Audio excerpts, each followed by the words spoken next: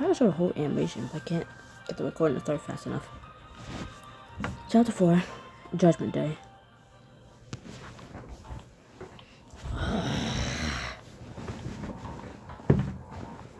The unifier doesn't do his one job.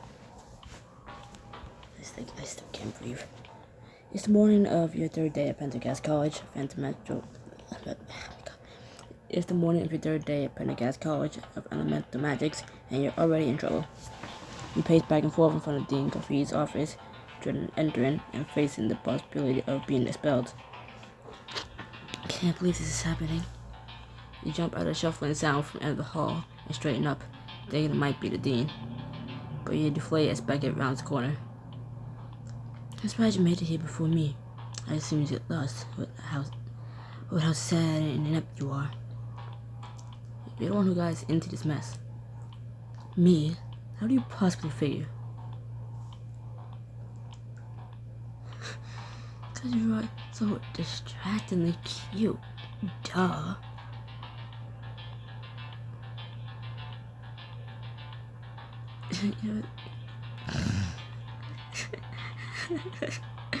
I won't be funny. I'm tired. I'm bored. It's because you are so distractingly cute. It's really hard to focus on anything, especially since you are so clearly in love with me. No, wait. His face scrunches up as he cuts himself off. He holds back a laugh at his frustration. You're clearly just trying to fluster me. Don't think you'll get in my head with your siren song. What is that supposed to mean? Listen here, you little... Loud click draws your attention, and you look over to see Dean Coffey standing in the doorway of her office. You two must be the pair that Professor England was referring to. Beckett straightens up immediately, smoothing out his coat and running a hand over the Pendergast crest on his chest. Yes, Dean Coffey, we are. And may I say how truly and absolutely sorry I am for any and all of my actions. Then he stares at him until his smile fades and his face turns deep red. Then she turns her gaze toward you, and praising you with a look you can't quite place. Come in, both of you. Let's get this over with. You and Beckett take seats across from Dean Coffey's ostentatious desk. Before we get started, allow me to say that I don't care who started this. I'm greatly disappointed in both of you. Miss Harrington, I had extremely high hopes for you as a student. What with your family's reputation? Beckett hangs his head. He grips his knees tightly, knuckles turning white.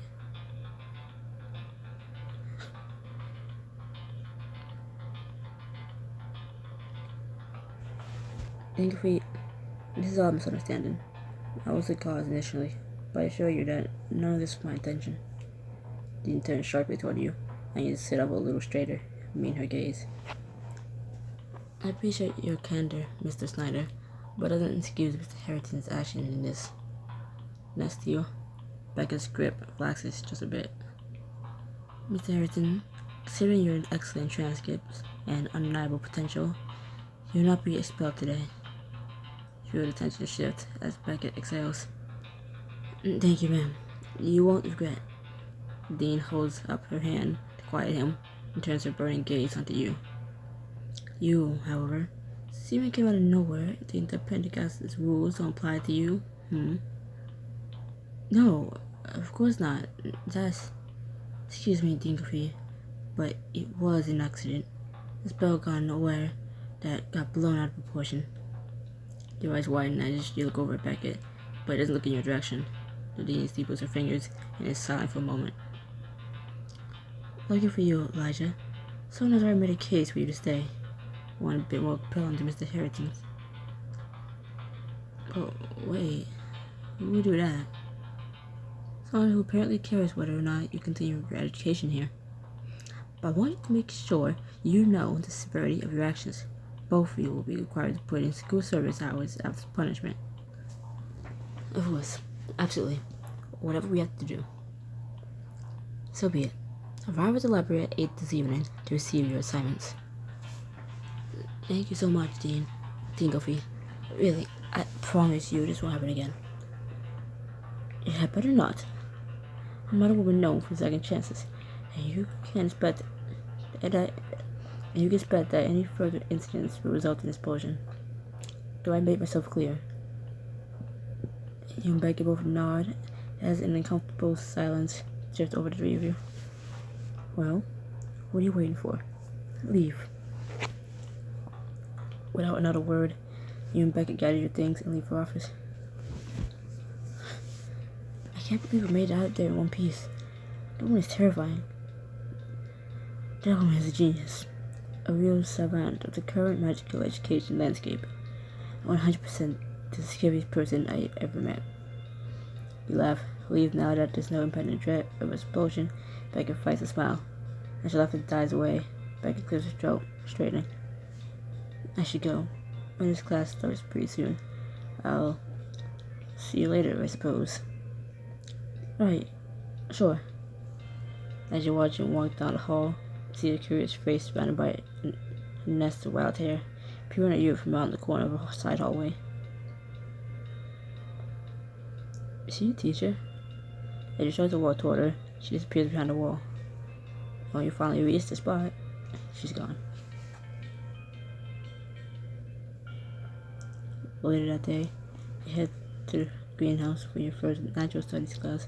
Professor Contos takes an open seat as a chair. Behind you, the majority of the floor space is taken up by something about hip height, covered in a tarp. Before you can ask about it, the chair draws your attention back. There you are. I assume that since you're here, you're not expelled?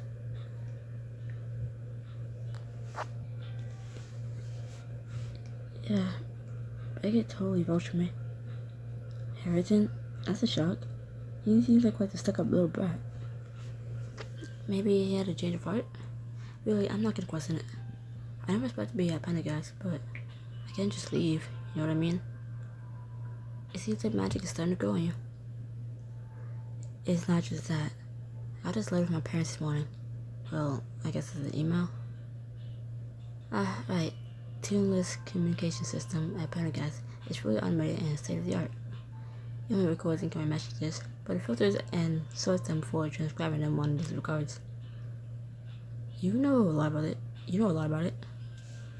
Major League Inc. has a tuneless product line, and we use a similar system. What did the letter say? You hand her a folded paper from your bag. Elijah, yup, school is going well. Don't forget to check in from time to time. Your father and I know you're probably living it up, so we won't bug you too much. And just remember, we love you and are so incredibly proud. This is hallmarkable stuff. I'm turn up a little bit.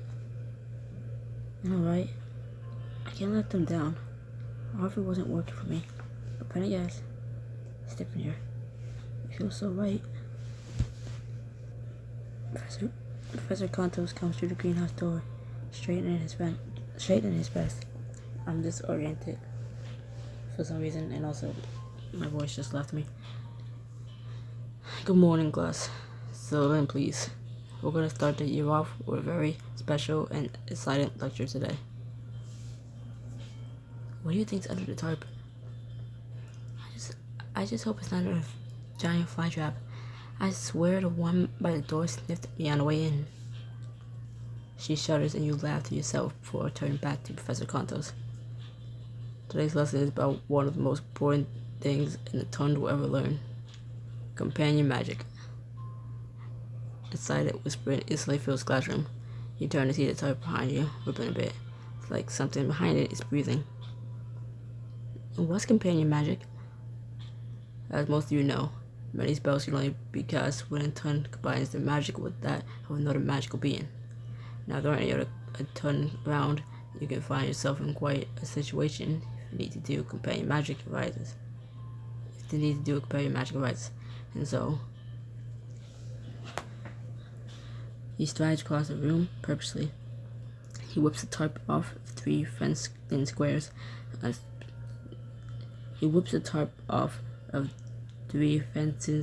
space on the floor and inside.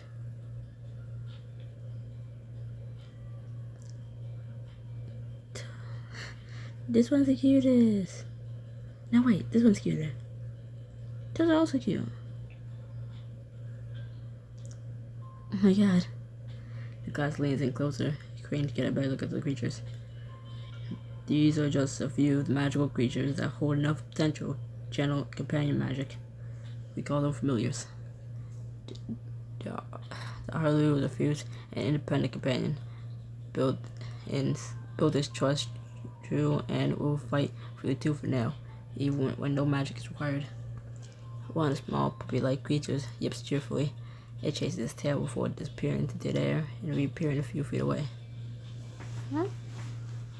The Lumian is so wary of danger and will alert you at the first sign of trouble, making him highly prized as both guards and companions. One of the elegant serpentine creatures coos softly and curls around itself. As its wings rustle, the air around it ripples as though charged with energy. Lastly, the Gork. A simple but effective creature, though they have a tendency to be quite stubborn. Professor Contos points to the last enclosure. Her glance appears to be full of lifeless rocks. Do you notice one of these rocks is breathing?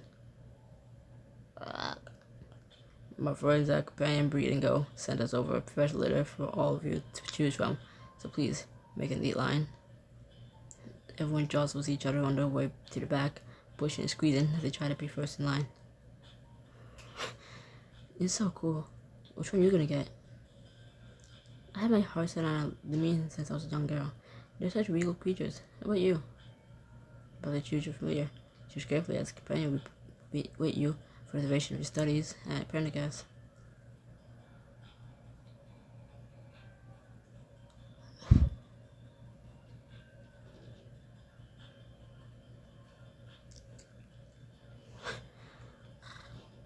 Excellent choice. Professor Gontos reaches down and lets a snake-like creature curl around his arm before he puts it into your hands.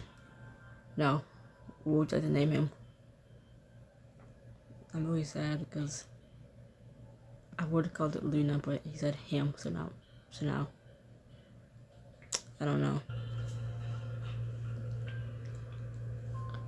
Excellent choice. You know how mad I am that I actually read you this part, but then it didn't continue recording, so now I have to do it again. That's beautiful. Love that. Professor Gontos reaches down and lets a snake-like creature curl around his arm before he puts it into your hands. No, what would you like to name him? Wait, it didn't get this part. I probably got this part, but I can't remember.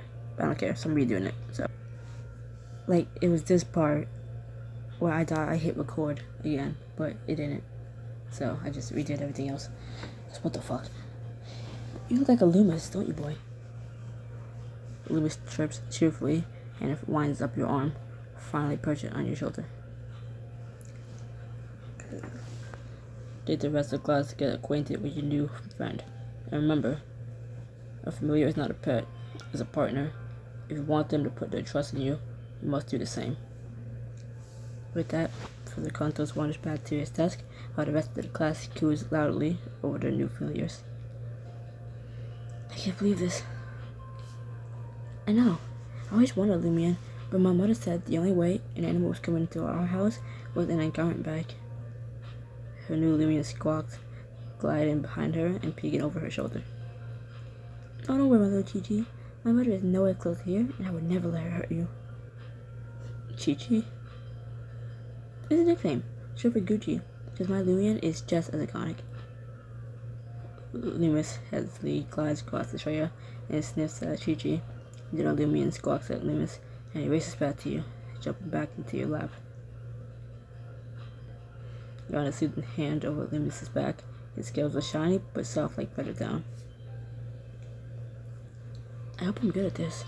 I never have to take care of anything other than myself, and even that's kind of iffy at times. I'm sure you'll be fine. Just remember. Shreya's face gets serious as she imitates Professor Conto's voice. A familiar is not a pet, it's a partner. You both laugh and spend the rest of class getting to know your new familiars. That night, you enter the sprawling Pendergast library for your school services assignment. You take a moment to appreciate your surroundings. He's brought back into the back of the library, surrounded by a table full of books. You head over to him. Hey, I'm not late, am I? No, I was already here. He glances up at you, eyes narrowing when he spots Loomis in your arms, before turning back to the book in front of you. Turn back to the book in front of him. Familiars aren't allowed in the library. Did you not read the sign? No, I guess I'll just bring little Loomis up to my room. Don't be silly. Just tell him to go off to the ether. You look down at Loomis. Go to the ether? Yes. Instantly, Loomis disappears. Where'd he go? Don't worry. He'll come when you call, and he'll be perfectly happy there with all the other off-duty familiars. He snaps the book and he was reading, closed, and stands up. I'll stop messing up starting now. Are you studying already? School just started. Slacking off gets you nowhere. Though I'm sure you already know that by now. Right? You glare silently at each other for a few moments. I got a service assignment from Mr. Coningsworth, the librarian. It was supposed to reshelve the entire history section from 1300 to 1350. That doesn't sound terrible. It's only 50 years. Where is that section? He points down the nearest aisle, which stretches on and on into the dark recesses of the library. He goes all the way down. I see. What's the way to do is put some books in the right place? He gestures upward to the dozens of books flapping around near the ceiling like birds. Oh, good point. Let's get to work, shall we?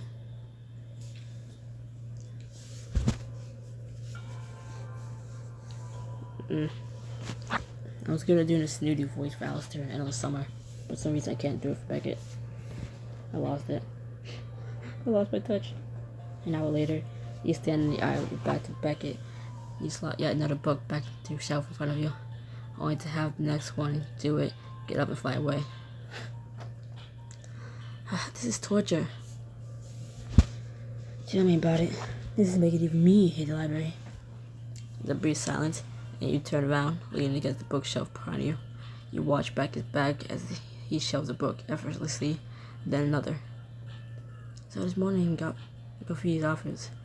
You vouch for me? Yeah, so what? So I want to repay you.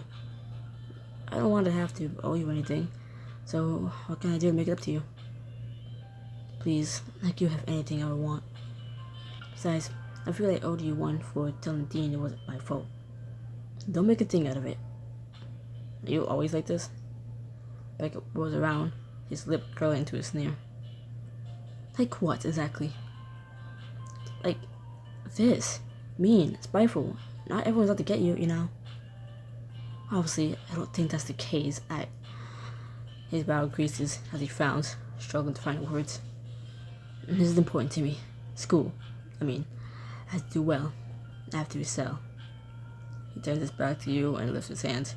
A small whirlwind appears overhead, drawing out the nearby books, still flying through the air. I have to be the best. But why? This place is incredible. Isn't it enough to just be here? I wish it were, but no. If I don't graduate top of my class, I would need a ton of magic key Iris award. What's the point? Like when I said no messing up, that's not my fault. What the fuck is that word? What is two of those words? The fuck? A stellar education, making lifelong connections, the college experience. You watch the book struggling against the air current Beckett created. One manages to slip through, losing a page or two in the process. Beckett's lip quirks, and for a second, you think he might smile. He doesn't. You wouldn't understand. I'll be back. I have to hunt that book down.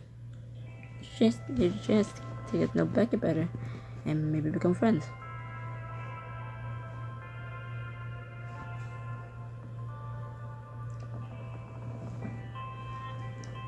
You follow Beckett down the aisle, and at the moment, he stops with a sigh. You're not gonna let this go, are you? Nope. I already know. I was voted most pretentious in high school. He almost smiled again before continuing down the hall, eyes strained on the book, slapping the weekly overhead. Lucky me. So back at Harrington, what exactly is your deal? I wouldn't say there's a deal. My parents expect a lot of me, and that's all. Yeah, I get that. Really? You think you'd try a little harder in class then? Hey, I thought we were getting past this newtiness. Sorry. What happens, I guess. It's more than that, though. My parents don't just expect a lot. They expect everything. Katrina, my sister, has 4 degrees from 3 different universities worldwide and an MBA from Harvard. Oh, that's definitely impressive, but...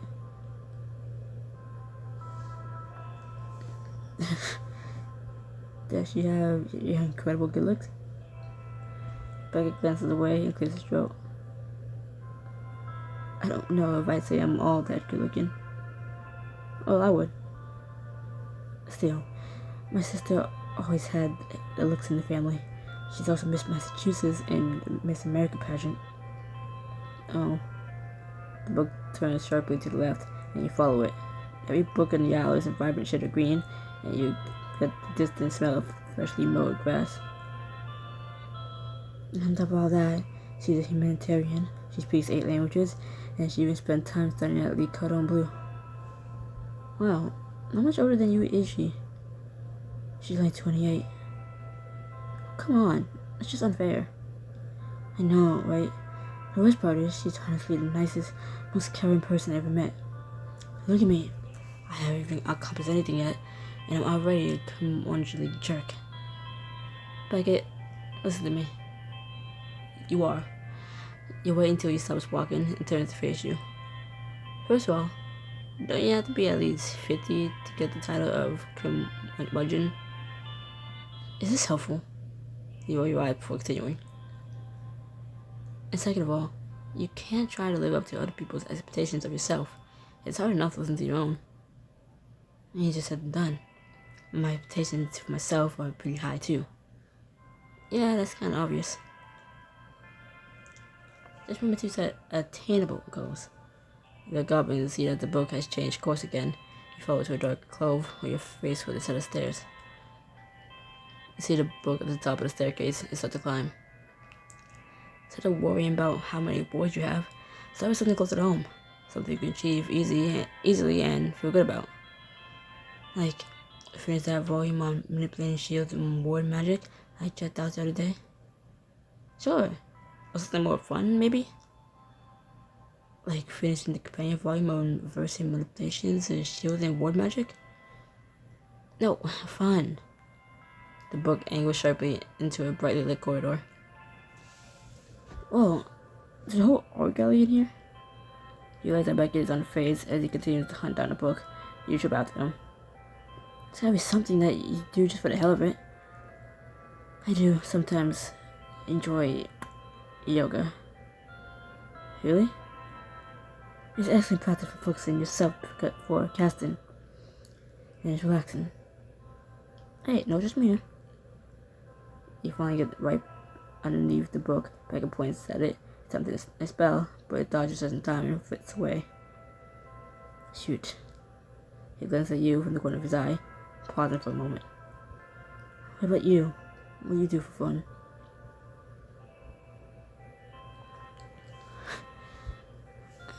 We have to keep things low-key. You know, curl up with a good book, watch something on quick flicks, take a nap in the middle of the day, all that good stuff. I guess I can see the appeal in that. The book flips around a corner to another set of stairs and zips back down to the ground floor. This book is really good enough to run around, huh? Can you blame it? It knows as soon as we catch it, it's passed through the shelf. A comfortable silence passes between the two of you. For the first time, Beckett looks unburdened and relaxed. When you round the corner, see the book resting on the table, flapping its cover slowly, as if taking a break. You whisper to Beckett. To the left, out to the right. He nods, and the two of you start closer and closer. Now. You both jump for the book and knock right into each other. You manage to get your hands on the book before it's lying off the table and into a heap on the floor. You sit in shocked silence for a moment before Beckett bursts into loud, uncontrolled laughter. I could have just used magic, you know. Yeah, but sometimes it's more fun to get your hands dirty. You struggle to your feet before helping him up. His smile still plays on his lips, but at the moment, he straightens his blazer and clears his throat. Should we get back to it then? You start to walk back to your aisle, but Beckett stops you. I suppose I should thank you for getting you in trouble and landing you in magical college detention. Not exactly, though I guess thanks for that too. I should thank you for listening to me and giving me a second chance, considering I was such an absolute monster. Not the word I would have used. I'm not that bad, right? You are, but you're cute, so I forgive you. Becky's cheeks turn pink. You're especially cute when you get a compliment and start blushing. His face turns a deeper shade of red. Thanks, I suppose. Was that... You're also nice to look at. In a normal way. Not that I'm looking, but I just mean that... Don't worry, I get it. Now come on, let's hurry this up so we can get out of here. You and Becca head back to the 10 Histories 1300 to 1350 aisle, and you slot the book you captured back into the shelf. After taking a quick glance around, you climb up one of the library tables and jump for a hefty tomb as it flies overhead. Beckett laughs. Stop. You're gonna get yourself hurt. Stop, you're gonna hurt yourself. You laughing at me? Just a little bit. Here, try this first. First, stop the air current. He lifts his hand toward the flapping book and points a finger. The book freezes in midair. Then turn yourself into a magnet. The book can't help but be drawn to you. He turns his hand toward himself and curls his finger inward. The book gives a shudder, but eventually drifts into his hand without a fight.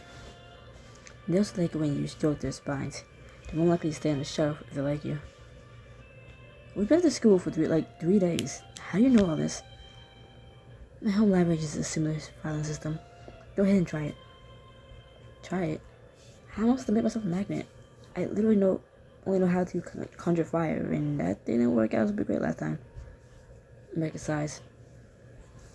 What did Professor England say in class yesterday, Elijah? About where magic comes from? That is innate?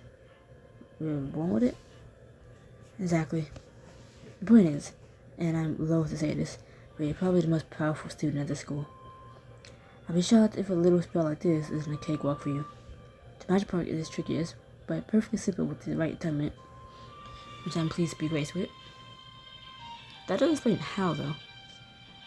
Just... how do I put it? It's a feeling you get right in your center.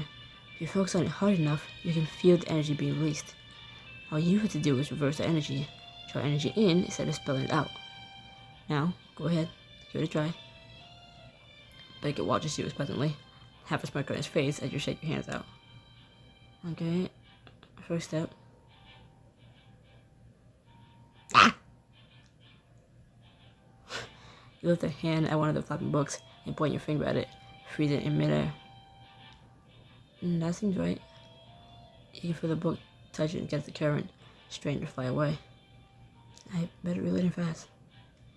Remember, make yourself a magnet. Right, which would mean using...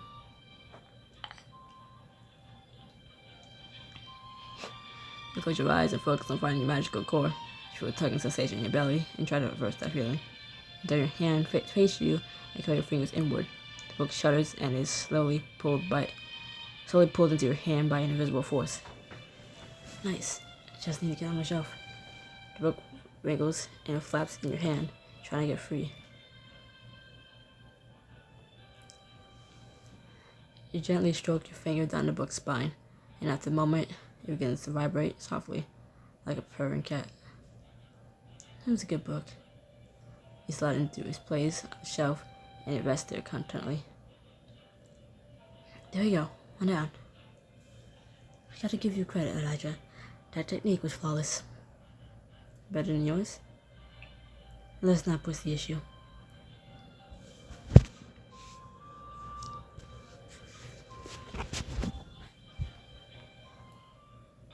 He and Becca work together to get the books back onto the shelf.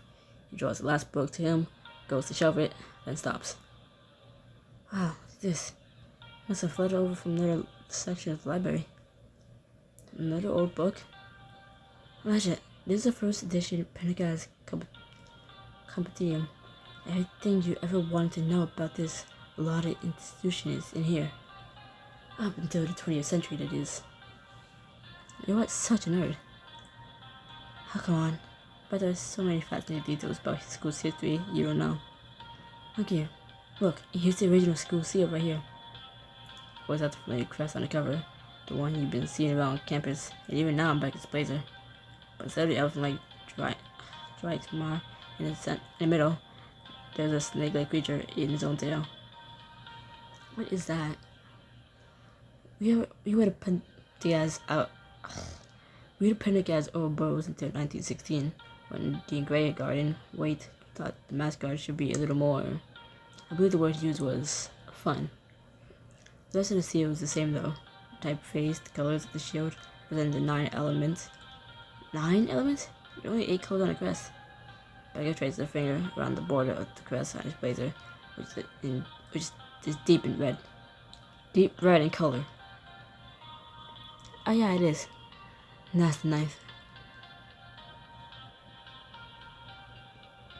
But wait.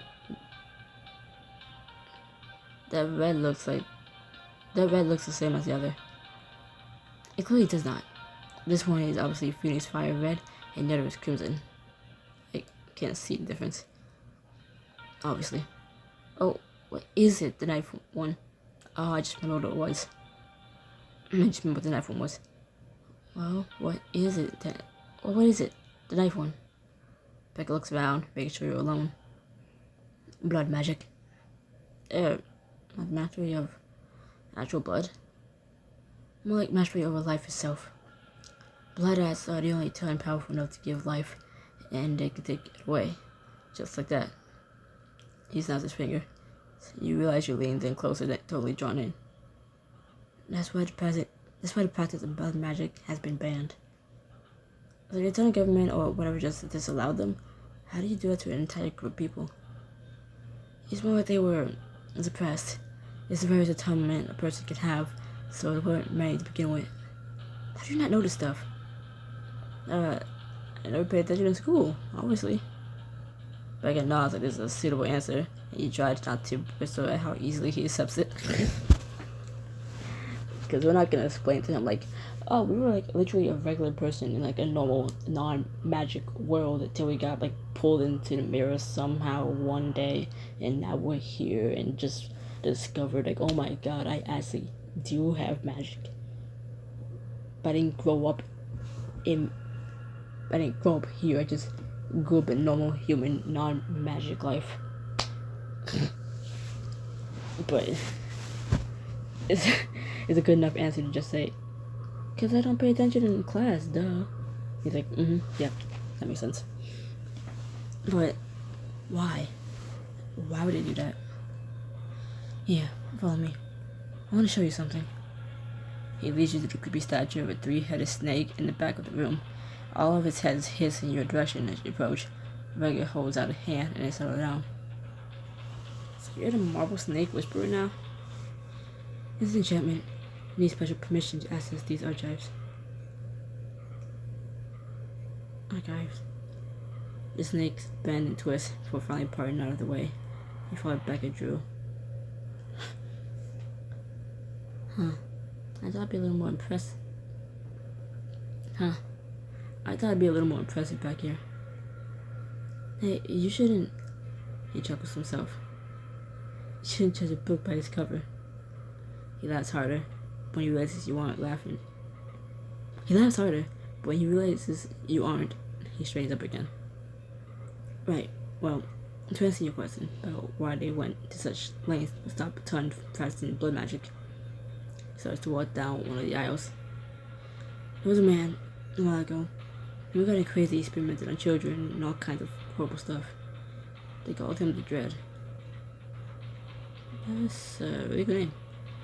Becca raised an eyebrow and you shrug. What? I gotta give this guy credit for badassery in the name department. His real name was Rafe Highmore. Still badass. So, what happened to Rafe? Becca continued speaking in a hushed tone as he winds through the stacks. No one really knows, actually. It's pretty strange. When I was a kid, he was basically the boogeyman. You know, if you don't eat your peas, the dread will come for you. Parroting at his absolute finest. And unfortunately, a very real possibility. For the years he was being pursued, he only killed kids. My type of man. One of the candles on the wall flickers and a knot forms in your stomach. You follow back around a corner and into an aisle labeled biographical histories. Then one day, he just disappeared. Becca stops in front of the third shelf and runs his fingers along the spines, finally pulling out a book and handing it to you. You try to open the book, but the pages stay firmly shut. Alright, most books in this section can be checked out without master's approval. See? He points out a perfectly dumb size indent on the bottom of the spine. I see. And how do I get access? It has to be approved by the dean herself, usually for students that are already excelling past the standard year's curriculum. And let me guess, you're one of those students? One of the many benefits to enter an independent guest student program, and being around brilliant, of course. Great, so you can just check it out for me and I'll... No wait, I can't go around using my special privileges to help just anyone. What if you damage it, or get to bring it back and accrue late charges? Learning more about this guy is bound to help me understand more of the magical world secrets. There might even be something in his book that explains that shadow creature. Beck's the only one who can help. This book is a significant item. Collecting it will add it to your desk and help shed some light on the mysteries of Pendergast. Oh, I paid for it. Yay! Please, Beckett, I need your help on this. Beckett smiled smugly. So the great son that needs my help. Interesting.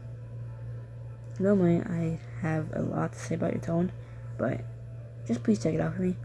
I promise I'll return on time.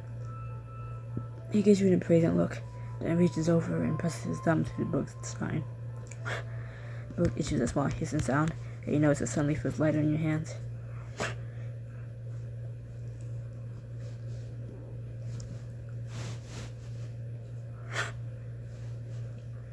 Not saying I never did anything for you. I'm trying to set it on fire. I know how much trouble you have with that. I'm gonna get my things together and return to this Capitanium since our jail sentence is almost up. Sure, I'll get you in a second. And thank you. He simply shrugs as he walks back to the tables and you crack over the dusty tomb. Highmore's actions during his time are considered the main catalyst for the banning of blood magic in Americans. Americans, what the fuck, I don't know what he said. His reign of terror created an international panic. There are no crimes outside of the United States were ever found to have been his doing. No one has ever discovered the reason behind Highmore's killing spree. Most assume was backlash due to the already growing contention against blood as more on page 154. Why did I say 154 like that? What the fuck? While a small few believe Highmore was chasing the streak to the refractory energies of old attendant lore. On the page is a photo of a man in his mid-50s with a wild bushy beard and murderous eyes rimmed with dark circles. God, this guy really was a monster. Yeah, about the owl you started on, and slipped the book into your bag before leaving the library. Still disoriented. Took you long enough. I was looking at the book you showed me. Were you waiting for me? What? It was dark, and we live in the same building after all. Right. Suddenly, you feel the hair on the back of your neck stand up. You move around and see that woman from earlier, watching you from the shadows of one of the hallways. Her again? Who? He turns to look, but she's vanished down the hall. Without saying another word, you take off after her. Hey, wait! You tear down the hallway, following tails of her skirt as it disappears around corners. Come on, Beckett, keep up. You wheel around the corner, just in time to see a door slam shut along the hallway. You swing the door open again, Beckett right in your heels, ready to confront the mysterious woman, but instead you're faced with an empty hallway. Damn it. That's it, then. We lost her. Can we get out of here, please? It's empty always. This empty hallway. This empty hallway is eerie. You look around, are willing to give up. The corridor stops short and a strangely familiar dead end. You remember your first day at Pendergast when Griffin showed you his secret room. Wait a minute, I've been here before. I can't imagine why. Are you lost? No, I wasn't. Just look. You make straight for the end of the hallway. Congratulations, it's a dead end. Remembering Griffin's movements from before, you clasp your hands together, then stand them and make a whooping motion in front of you. Slowly, the wall melts away to reveal a door. This is the first time it's happened, because clearly I never paid for that scene with Griffin, so I never cared. How did you know I was there? It's a secret. Color me mildly impressed. That was well done. I'll take it. Now give me a second to unlock this. You curl your fingers, tuck them into fists, then touch your knuckles together. Taking a deep breath, touch 2 fingers to the doorknob before you. There we go. The door unlocks with a soft click. You gently press a hand to the door, bracing yourself for what's to come. It was nothing. If it wasn't for Griffin. You tense as you push the door wide open, ready to confront whatever it is on the other side. You step in. If it wasn't for Griffin, this would be the first time seeing this room. But because of Griffin, it's not. But the woman is nowhere to be seen. Crap, she's gone. Your gaze sweeps the endless shelves of treasure and trash that fills the room. Everything looks exactly the same as when you last came here. This room certainly is on a school map. His eyes shine as he takes in the various curios filling the room. Is that a jar of dragon scales? Yep, this place is like a lost and... Yep, this place is kind of like a lost and found. You step further into the room and suddenly stumble over a bag lying in the middle of the floor. Inside is a shimmery crystalline shard, an array of multicolored pens, what appears to be a long, curved bone. And at the very bottom, under all the clutter, an old photograph torn in half. Huh, weird. The colors of the photograph faded with time. You could just barely make out the image of a man cradling a baby in his arms. You peer closer. You realize the baby has a sun-shaped birthmark on the shoulder, just like you. This is a picture of me.